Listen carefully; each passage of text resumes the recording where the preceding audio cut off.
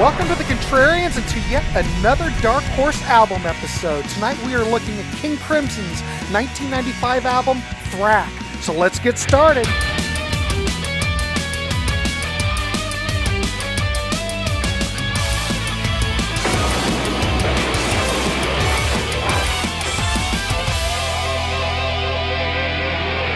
All right, welcome back to the Contrarians, folks. This is another Dark Horse panel where we are looking at an album by a band that is, not particularly the most talked about album by that band. And we have a very difficult and complicated and snobby band to talk about here today. King Crimson, we're looking at the Thrak album. So one of the later albums. It's not from the red, blue, and yellow period. It's not from the 70s, which is like three different periods. It's from when things sort of start deconstructing and going all over the place. We've got the double trio on this one.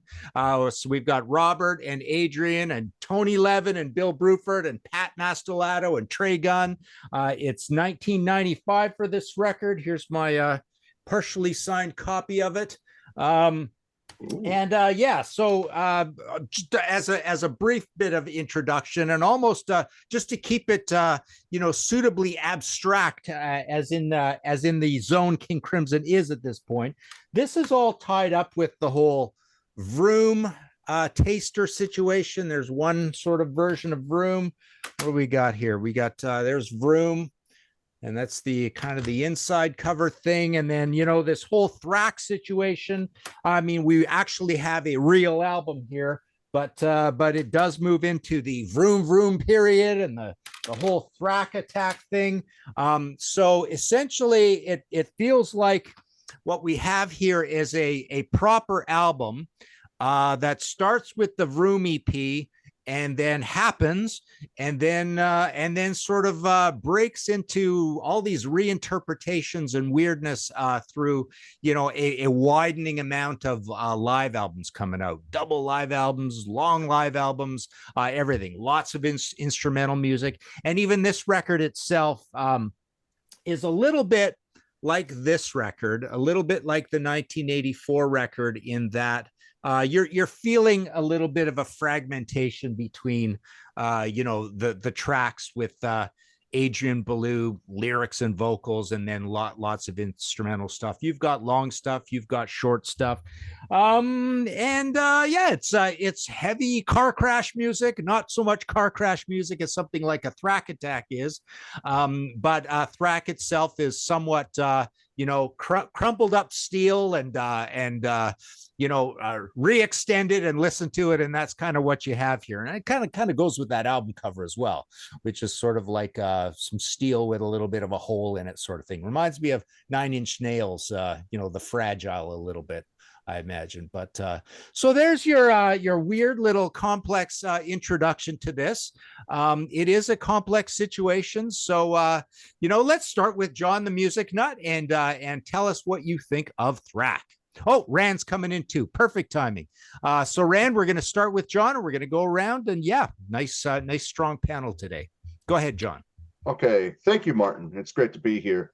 Now, this came out in 1995, as Martin indicated. This was their 11th album and the only album they did with the double trio concept. And this is a great album to listen to on headphones because you can hear one trio in this ear and the other trio in this one.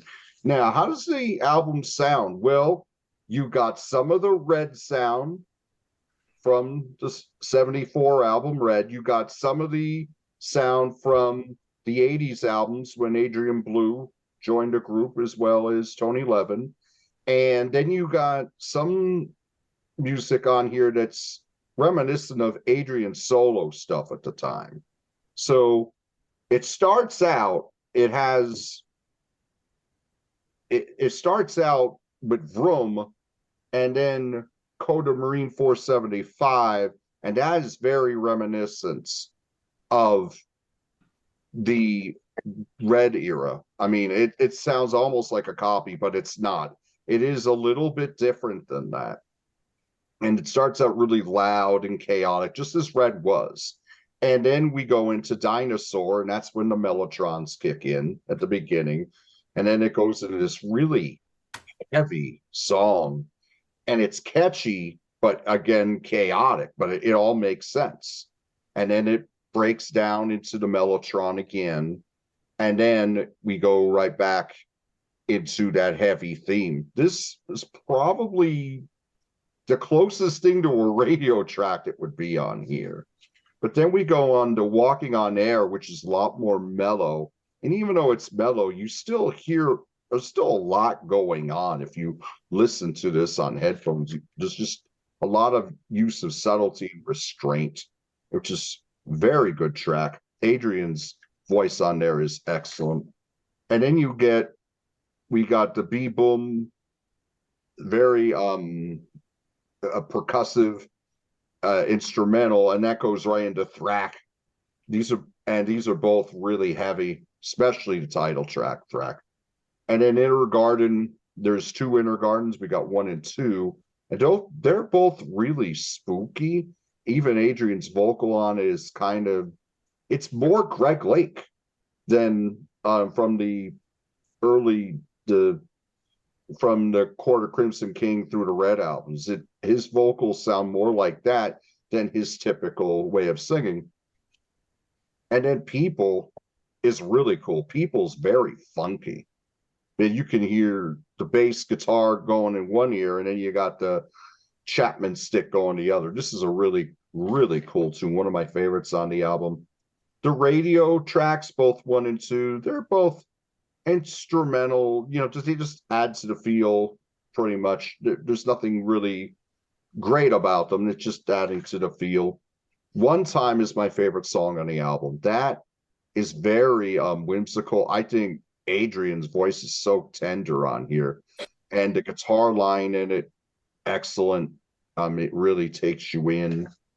And then we go into Sex, Sleep, Eat, Drink, Dream, and that's pretty much the vocal. I mean, there's a few other lyrics in there, but I mean, it's very it's an interesting track. It's really noisy. There's a lot of use of space on this. It's a cool tune. And then we end with Vroom Vroom and then Dakota. And I would have took Dakota out. I don't think you need to end it with Dakota. The Vroom Vroom is just, the Vroom tracks just bookend the album itself. It starts out really loud. You get all these different soundscapes, and then it ends really loud. It's a cool track. How would I rate it? I give it an 8. And I wouldn't say it's like top-notch King Crimson, but it's still very good. And a big shout out to David Bottrill on his production on here. David Bottrill he did Peter Crimson's So and Us. He did albums for Tool. He did albums for Godsmack. And this was recorded in Peter Gabriel's studio as well. So the sound of this is, it's loud, but you could still hear all the space between the instruments. It very, very well recorded. So yes, I would give this an 8 out of 10. Nice. Very cool, John. Nice breakdown of all the tracks. Let's go over to Tom. All right. Hey, everybody. Glad to be here today talking about King Crimson. Did make some notes so I don't wander all over the place. But, we talked about with Pink Floyd, we were talking about how they're a band that created their own world and fan base and really immune to trends. And King Crimson, obviously, in the same boat. Taking 10 years from their last record and putting out an album with a new band in 1995. And there's an audience there for them without question. First full length in 10 years, 3 of a Perfect Pair was the last one. It's the first look at the double trio concept. We got 2 new guys, you kind of go, oh, okay, there's two new members, now 10 years later. And it's the last time the Discipline era recorded together, basically, because Bruford ended up leaving after this record in 97, from what I understand. And I have a smile. I have a frowny face here on my notes because it's never quite the same. He shows the importance of a great drummer, right? Because his snare drum is just, he's playing he's going nuts on this record, and it just sounds fantastic. To To me, this record's an excellent update from the 80s trio of records. It's not quite the same. It's got a twist to it, but it kind of does have the same feel of those 80s records, which I love. I love all those three. Doesn't feel like a retread, but there's various callbacks to other, eras of Crimson. I can see how many there are, from what I understand, there are a group of people out there that don't love this album. I'm not quite sure. Maybe it's just because it's too much and too intense, or maybe it has to do with the production. But I see it like a crafted tapestry. There's two groups kind of going like this, the whole record, in my opinion. And I just think it's well done. I mean, yeah. So it starts out, as John was saying, with Vroom and Marine Coda. I mean, come on, what a way to start the album. I mean, you listen to that and it's like, really? I mean, it's a perfect combination of this, in my opinion, of Discipline and Red. It's these two records combined into one track, and it's just fantastic. I love it. And that descending Marine Coda where it just goes dun, dun, dun, dun, dun, dun, dun, dun, dun, dun. And when is that thing going to end? It just never ends. It just keeps going and going and going. It's so great. And then, we mentioned Dinosaur. I mean, to me, Dinosaur is just a fantastic song. I mean, it's a Adrian Belew track, you can tell.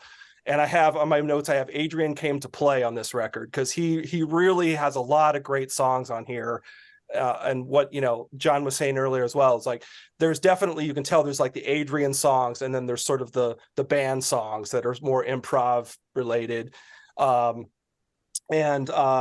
I have, Dinosaur is a great example of it sounds like an Adrian idea brought to the band, and they improved on it, made it even better.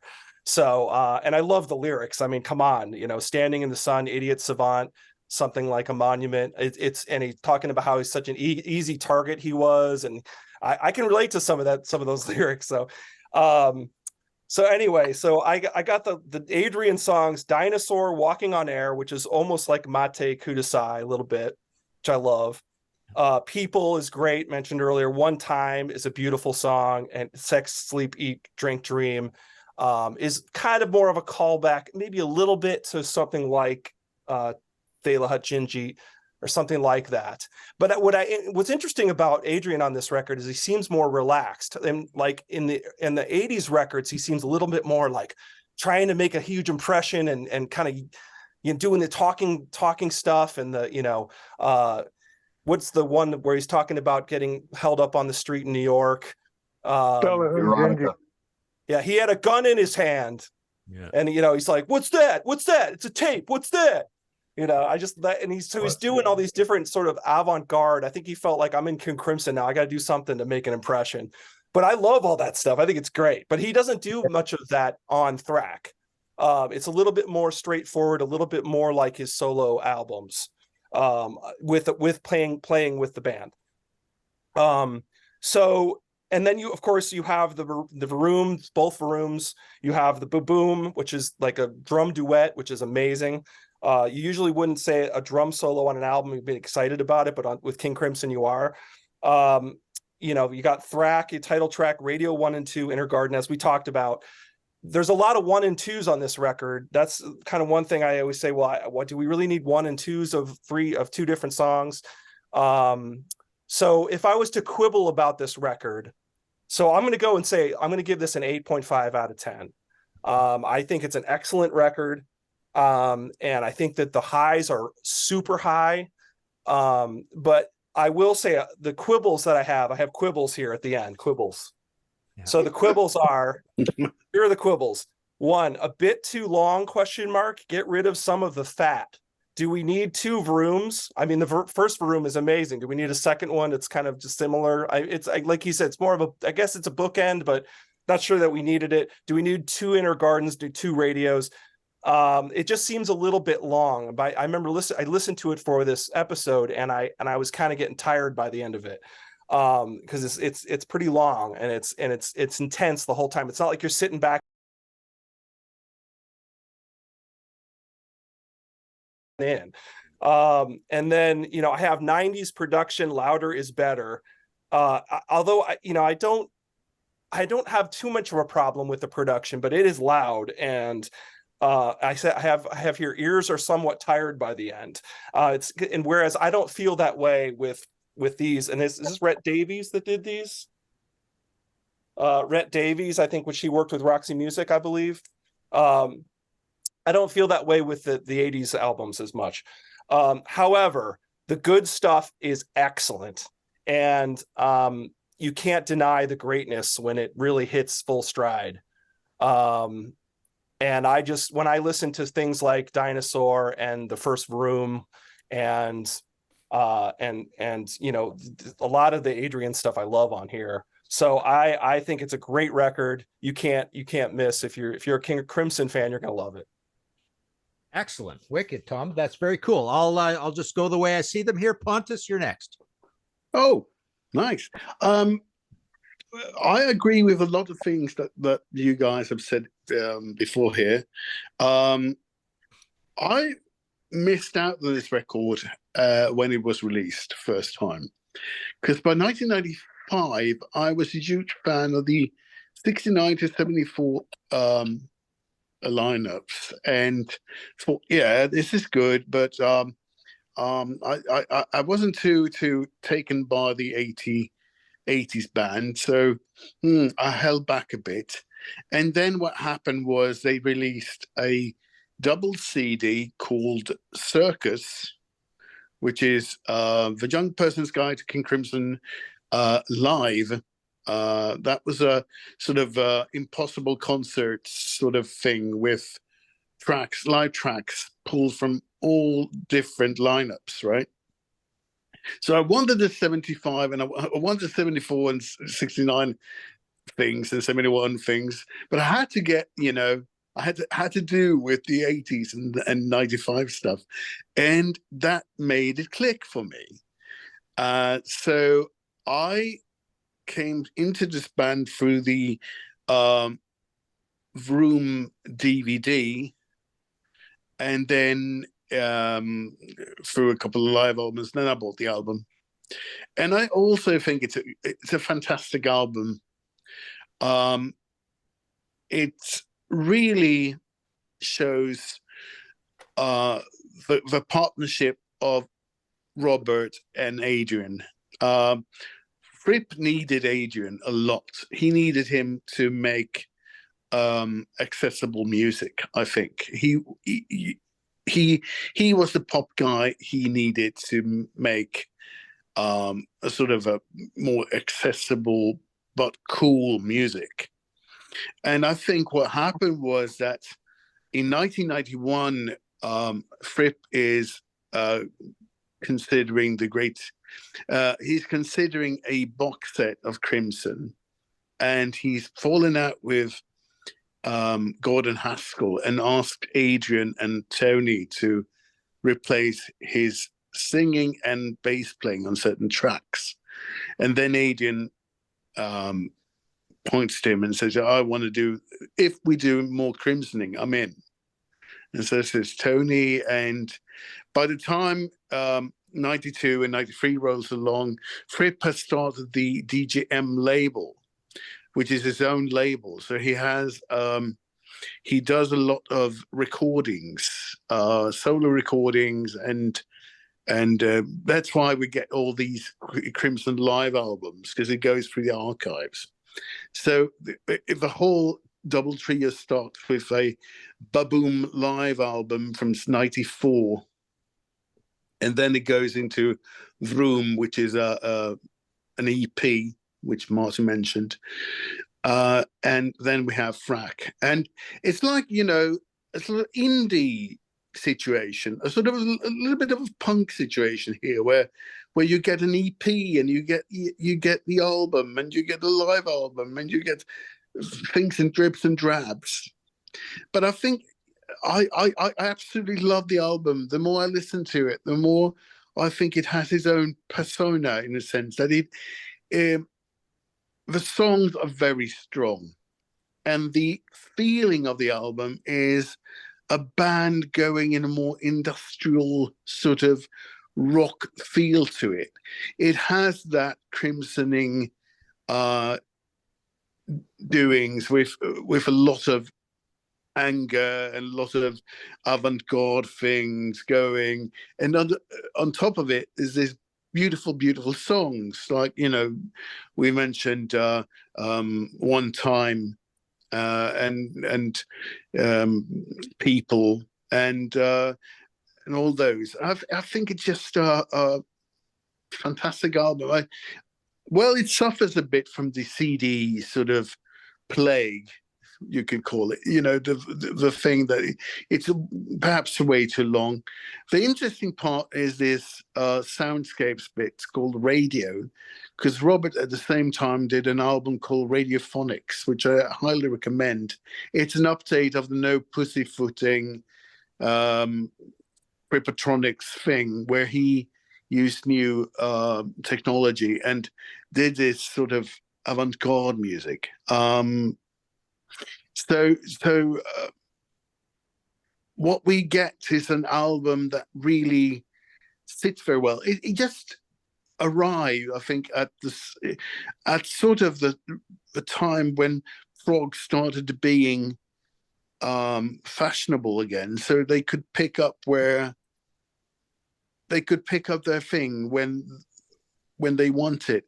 And the double trio, of course, was the 80s lineup, plus Pat Mazzolotto, which I played with David Sylvian and Robert Fripp. And Trey Gunn was the pupil of a guitar crafts, the guitar course that Fripp had during the 80s and 90s. So that was the lineup. And they work extremely well together. It's very hard to find who is who on the bass lines, I think, because those stick players play very well together. So it's a great album. I would give it a 9, probably. Nice. I think it's actually King Crimson's best album since Discipline, I think. Okay. Excellent. Okay. Well, that's very cool. All right, Butch, let's go over to you. All right. Well, this is one of those topics that it comes up where I'm like, I kind of am familiar with. Yeah, of course, I'm familiar with who King Crimson is, and I have parts of the catalog, and I enjoy, parts of the catalog, but I'm still learning about this band. So anything that kind of forces me out of my comfort zone in a way, I had to go, this is one of those things. It's like, well, now I'm going to go sit and listen to the record, and then, I can come on here and listen to, the folks that have really been living with the band for a while. My history with King Crimson started, it was years ago, but I still haven't followed up as much as I like to. I had the Young Person's Guide to King Crimson, and I fell in love with Epitaph. It's still my favorite King Crimson song. And then over the years, I picked up pieces of the catalog. I bought Red, and that's a mind-blowing record. And I got as recently as the last couple of years, I picked up the 80s records at Discipline and Beat. And it's interesting when you come in after the catalog has been out for a long time and you don't know that much about it, like what you like. And other people I know might not care as much for like an album like Beat, but I listen to it with fresh ears and think like there's some really great stuff on those records. So but for whatever reason, going into this record, I remember when it came out and seeing the cover, and for whatever reason I just expected to hear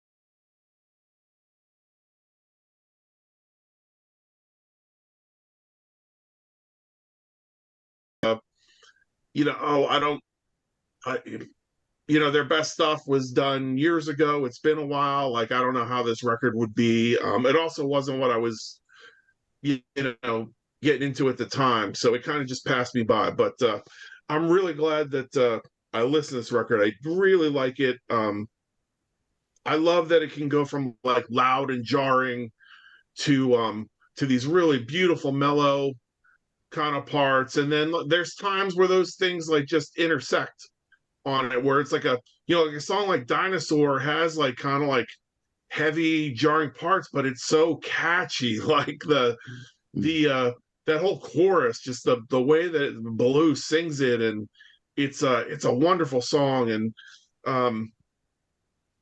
so I really like that. I like there's some of the more commercial kind of things have like a little, I sense like there's a slight Beatles through line on some of it that I dig. I really like the mellow stuff, like Inner Guard 1 and 2, One Time, Walking on Air. I wrote down here, the album's more melodic than I expected it to be. And I love some of the quirky stuff too, like Sex, Sleep, Eat, Drink, Dream is awesome. It's just one of those things, like it gets in your head, and like it just, the more I listen to the record, like the more this stuff kind of like settles in with me. And the more plays I give it, the more I'm like, man, I gotta actually pick this up soon. It's been on the list since I first listened to it, but the vocals on here are great. It goes without saying. I don't even have to repeat that the playing on this record is phenomenal. I didn't even know until I did the research, and then in talking to you guys too here, the whole I was amazed by this whole idea of the double trio kind of thing. Like I have to listen to it in headphones now, because I've been listening to it just without the phones on, just in the room. And so I really am interested now in hearing like the way that dynamic works out. For me, I don't think it's too long. It just it flies by for me. But I'll start it, and I've been doing a lot of playing it while I work, or while I'm just reading or chilling. For me, it's a good listen. I don't get too fatigued by it. I like what Pontis said. I do think that, the Fripp did need Baloo in a way. I think Baloo really brings a musicality or a catchiness to something that might otherwise just be more musician-y, more like I keep going back to the word jarring, but that's the descriptor that comes to mind. So I don't know. To me, the last thing I wanted to say is that the thing that's interesting to me about King Crimson is, at least with this record for sure, is that they're distinct. There are these kind of distinct eras in the band that I think like this record does tie. You can hear, like everyone, like folks have said, like you can hear like bits and pieces from all that catalog. And I guess my notion going in, or idea, was that it would be so far removed from, like, say, the first couple records, whereas you can hear bits and pieces of the old 70s stuff, and you can hear the 80s material here. It just ties all together. Pleasantly surprised by this record. I give it an 8 for now, but that's just to give it room to grow, because I've only spun it like 4 or 5 times now. Like I said, every time I listen to it, I like it more. I have a lot more to learn about the bands. Like I said, I maybe have 6 or 7 of the albums, maybe 8. So this is like inspired me to recheck out that catalog. But this, for sure, this album, definitely an 8 out of 10 for me now, but I could see it being more than that in the future. Nice. Well, I gotta say, Butch, to put you at ease, I mean, this is a band I think is probably one of the most intimidating bands to get into, and you never feel like you've learned, you've figured it out. There's just so many moving parts. I mean, just even looking at, again, Tom, to comment on what you said about the all the repeated names of tracks. I mean, you look at that back cover, and it looks like a dance album. It looks like a remix album. It looks like a completely instrumental album. I mean, not a single song title there is really leaping out at you and saying there's going to be vocals on this song. The whole thing is intimidating and imposing and actually kind of off-putting. Even the juxtaposition between this very industrial image and this clean sort of dance rave kind of look, right? Just nothing about this band they make easy on you, put it that way. So yeah, anyways, it's my 2 cents there, but let's turn it over to Rand to close out.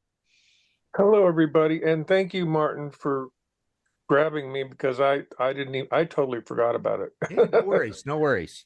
Appreciate that. Okay, so God, this band, I started with this band in 1973. The first thing I ever heard from them was In the Wake of Poseidon, and it knocked my socks off. I didn't even know at the time that there was an album called In the Court of the Crimson King. For some reason, I can't even remember that cover, and that's a hard cover to forget if you look at it, you know what I mean? Yeah. So I bought Islands and In the Wake of Poseidon in a bargain bin in Sears in Sacramento, and like at $2 each, right? Because people were saying, "Have you heard King Crimson?" Because they knew I was big into Yes and ELP and Genesis, and they go, "You got to get into King Crimson, man. Come on." And so I saw those 2 albums and I bought it, and I go, well, I'm driving around the city of Sacramento, and I go, well, what should I play first? And I didn't know nothing, so I just perchance decided to put In the Wake of Poseidon, and Pictures of a City just knocked my socks off. I loved it.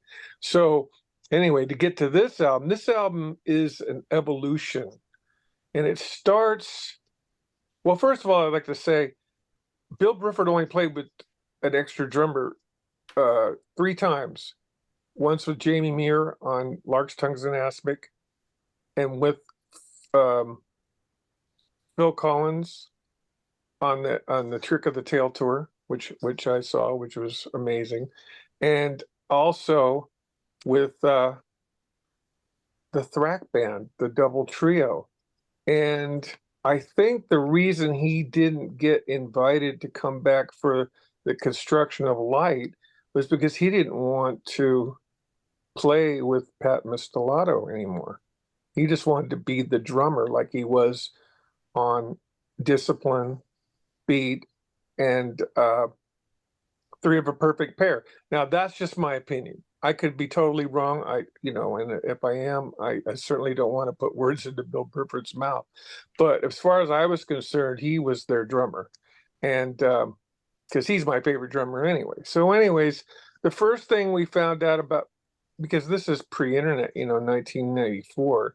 First thing I heard about was this. Yeah. The Vroom EP, and there's some of these songs. 1 and 2, Vroom and Sex, Sleepy, Drink, Dream, and Thrak, and One Time ended up on the Thrak album. But there's a really cool tune called When I Say Stop, Continue that didn't make the album. And I love that tune. I think that's funny. The title is funny, but it's totally Robert Fripp, right? And for me, Robert Fripp can do no wrong if he's producing a record. Like Enemy Number 1 is Peter Gabriel 2. I can't stand the sound of that album. And Matching Mole, Little Red Record. This dude is a great guitar player. He's a great composer, and I love him to death. But I'm sorry, he can't produce a record to save his life. That's my opinion of that. Then this came out, the Dinosaur single EP, another 5 songs, and I love Dinosaur. Now this is an edit. It's different than the one that's on the album. It's a little shorter. But I noticed 2 things about Dinosaur. One, directly, same notes from Lizard, the very beginning of Lizard. You notice that? Also, Circus. Right. And it sounds like the Beatles. Also, it sounds like Magical Mystery Tour, I Am the Walrus. To me, anyway. And I love Dinosaur. I think it was the best songs ever. Then I don't remember the actual evolution, but I'm just going to throw this up. This is Thrak Attack. This whole CD is different versions of Thrak on the tour that I saw in 1995. First King Crimson concert ever was this band in 1995 at the Warfield in San Francisco. Knocked my socks off. There you go, Tom. Thank you. And then, I'm not sure the chronological order of all this, they put out a live album called Baboom, which I believe was recorded in Argentina. And the back of it looks like the back of Thrak. Or Thrak, it's, you know, the album cover. But this is an amazing live album, 2 CDs. Then they put out this, Broom Broom. You getting the idea that this band does no wrong for me, and I will buy anything I can get my hands on if I can afford it. Same here. Any note that they put out, I don't care what it is, I'm gonna love it. Take my money. Take my money. Exactly. Then I got this DVD called Deja Broom.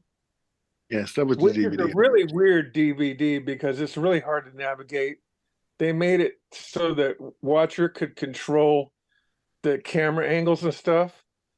It's a goddamn nightmare. Trust me. You don't want to get into that. Just watch the DVD. I went nuts trying to figure out the navigation of this. And then it's a very early one, isn't it? It's a very early DVD. Yeah, it came out let me tell you. 99, I think. Yeah, you're right. 1999. I was glad to get it. I was like, oh, cool. That's my first tour. And of course, it was recorded in Japan. Then there's this. Whoa. The Thrak box set. I went out and bought all the King Crimson box sets over 2 years. It cost me about $3,000 total. These things are expensive. I think I paid about $340 for that. That's got everything that has to do with probably everything that I showed. I haven't ever listened to this. None of my box sets for King Crimson. The only ones I've played were the complete recordings of 1969. But anyway, this band can do no wrong for me. I love it. Everything they do is a 9.5 or 10 as far as I'm concerned. And Jesus, I just don't know what else I could say. I mean, I am the fanboy of King Crimson. This band just, and I've seen him recently with Jacko Jazik at least 5 times. So over the years, you know, and I just love the group. When people put the Construction of Light down as a weak album, and I'm going, Christ, are you crazy? Where's your album? You know what I mean? And I have to be careful about criticizing music now because I just released my album on September 26th. And so I try not to put other people down now because I don't take negative criticism very well myself. But, and it's called No Easy Access if you want to check it out. But anyways, I mean, this band and this album is just super as far as I'm concerned. Yeah, it's interesting. You mentioned the last two. The last two almost go with this one as a trio, and then you've got the red, blue, and yellow that go as a trio. So you've got a double trio going on there. You've got this loud filled in. It's almost like a loud filled in, slightly less personality version of the 80s band is what you get on these later ones, right? Just a little more braying, a lot more percussion, and more, you know, it's a weird version of the use of the word industrial, but you still can't help but apply it to this King Crimson stuff for some reason, because it sounds like a big steampunk machine, some kind of rolling locomotive. And that's what you get out of these 3 albums, I think, versus, I think you get more personality out of the 80s ones, though. Martin, they even have that song called Industry on side 2 of 3 of a Perfect Pair. I'll never forget our drummer, but he came into the house where me and my guitar player were listening to that album, and we had just turned the record over and put that song on. And the drummer walked in the house and he goes, "What are you guys listening to?" Yeah. And Brad goes, "Oh, it's the new King Crimson." He goes, "Oh yes, I've been humming that all day." Yeah. Da da da da da. Da, da, da. And of course he was being sarcastic. Yeah. Which is just, and that is fun too, because that is a continuation on the Devil's Triangle, which is on the album you mentioned. Yeah, and all that is he stole it from Holst. Yeah. You know, and, so they didn't even give the guy credit. I don't know how they got away with that, actually. No, they changed the name. Yeah. But it's very interesting when you go further, because you go into the fractured sort of the project sort of things that comes after this. When this group decided to split up into different fractions. And, I bought all that.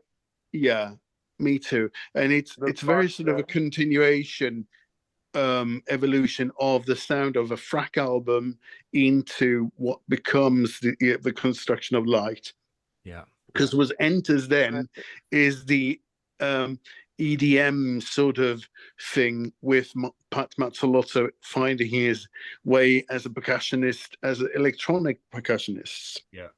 And one thing I want to mention is that one thing is very interesting, different from the 80s albums, of course, is that Bruford decided to play ordinary drums. He didn't want to play the electronic drums, which he played on the 80s stuff, because he felt that the Seymour drums didn't develop as much. So he changed back to his original drum kit, and it just sounds fantastic. Nice. So he used the electronic drums on the Union tour when we saw him twice that year in 1991. Yeah. He was up on that rack thing going like that, because Alan White was doing regular drums. Yeah. Well, wicked, guys. Thank you very much. This was really cool. I add up all the grades and we're well over 8. We're kind of in that 8.5 zone. So we do love this album. Yeah, it's a complicated band to get into. I think the viewers will see that there's a lot of cool stuff, and obviously tons and tons of depth to this band. I swear, I don't think there's a band with more depth to them. It's a crazy catalog. You could spend the rest of your life it's a never-ending studying. Absolutely. So thanks again, guys. And let us know in the comments below what you guys think. You can join our Patreon situation and be part of these panels and sign up for ones you feel you have expertise on, like these guys today. This was awesome. This was very cool. Thanks again, and we'll talk to you next time.